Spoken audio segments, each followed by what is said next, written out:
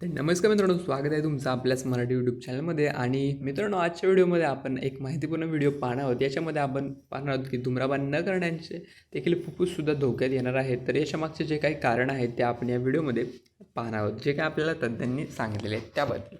तर मित्रांनो, डॉक्टरांच्या मते जे लोक कधीच धूम्रपान करत नाहीत त्यांनाही फुफ्फुसांचे आजार होत आहेत. नेमके कारण काय आहे ते आपण जाणून घेऊयात. तर मित्रांनो, सध्या हवेच्या प्रदूषणाचा फुफ्फुसांवर गंभीर परिणाम होत आहे. अनेकांचा घसा खवखवणे, वेदना, खोकला आणि श्वास घेताना गरगर अशा तक्रारी जाणवत आहेत. वाढते हवेचे प्रदूषण फुफ्फुसांच्या आरोग्यावर शांतपणे परिणाम करत आहे आणि धूम्रपान न करणाऱ्या लोकांनाही श्वसन विकाराचा देखील धोका वाढवत आहे.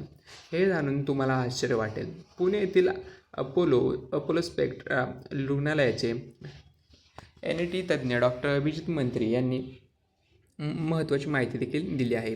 तर मित्रांनो, जड वाहतूक, बांधकाम, औद्योगिक कारणांमुळे हवेचे प्रदूषण चिंतेचा विषय बनला आहे. आता जे लोक कधीच धूम्रपान करत नाहीत त्यांना देखील खराब हवेच्या गुणवत्तेमुळे फुफ्फुसांचे आजार होत आहेत. प्रदूषित हवेतील अतिसूक्ष्म घातक कण फुफ्फुसांच्या आत खोलवर जाऊन त्वरित लक्षणे न दिसता दीर्घकाळ नुकसान करू शकतात. त्यामुळे जागरूकता आणि प्रतिबंध खूप महत्त्वाचे आहेत. तर मित्रांनो, नॉन स्मोकर्स का धोक्यात आहेत? तर मित्रांनो, धूम्रपान न करणारे लोकही दररोज प्रदूषित हवेला सामोरे जातात, प्रवास करतात, कामाच्या ठिकाणी किंवा घरातही. PM2.5 सारखे सूक्ष्मकण, विषारी वायू आणि धूळ श्वसन मार्गाला त्रास देतात आणि हळूहळू फुफ्फुसांची कार्यक्षमता कमी करतात. दीर्घकाळ प्रदूषणाच्या संपर्कात राहिल्यास दमा, क्रॉनिक ब्रॉन्कायटिस आणि अगदी फुफ्फुसांचा कर्करोग होण्याचा धोका वाढतो. लहान मुले, ज्येष्ठ नागरिक आधीपासून काही आजार असलेले रुग्ण अधिक संवेदनशील असतात. पण धूम्रपान न करणारे निरोगी प्रौढही खराब हवेच्या गुणवत्तेमुळे श्वसनाच्या समस्यांना बळी पडू शकतात. घरात अगरबत्तीचा वापर, स्वयंपाकात धूर, कमी वायुविजन आणि सेकंड हँड स्मोकमुळे घरातील हवेची गुणवत्ता खराब होत आहे. त्यामुळे फुफ्फुसांना हानी पोहोचू शकते. खोकला, श्वास लागणे, गरगर किंवा वारंवार श्वसनाचे इन्फेक्शन ही लक्षणे दिसल्यास दुर्लक्षित करू नये. जर तुम्ही धूम्रपान करत नसाल तरीही त्यामुळे फुफ्फुसांचे संरक्षण करणे अत्यावश्यक आहे.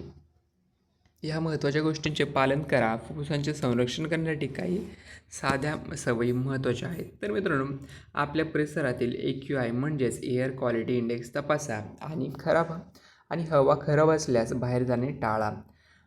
जास्त प्रदूषणाच्या वेळी सकाळ संध्याकाळ बाहेरील कामे टाळा. बाहेर पडताना मास्कचा वापर करा. बाहेरील हवा खराब असल्यास खिडक्या बंद ठेवा. घरात एअर प्युरिफायरचा वापर केल्यास हवा सुधारते. झाडे घरात आणि बाहेर लावा. 3 नैसर्गिक एअर प्युरिफायर आहेत. दररोज 45 मिनिटे व्यायाम करा. गरज असल्यास घरातच करू शकता. अँटीऑक्सिडंटयुक्त संतुलित आहार घ्या. जंक प्रोसेस्ड आणि डबाबंद अन्न टाळा. पुरेसे पाणी घ्या. सेकंड हँड स्मोकपासून दूर राहा.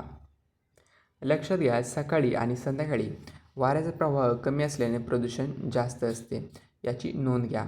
फुफ्फुसांच्या आरोग्याकडे दुर्लक्ष करणे योग्य नाही. नियमित आरोग्य तपासणी आणि फुफ्फुसांची कार्यक्षमता तपासणे, लंग फंक्शन टेस्ट यामुळे समस्या लवकर ओळखता येतात.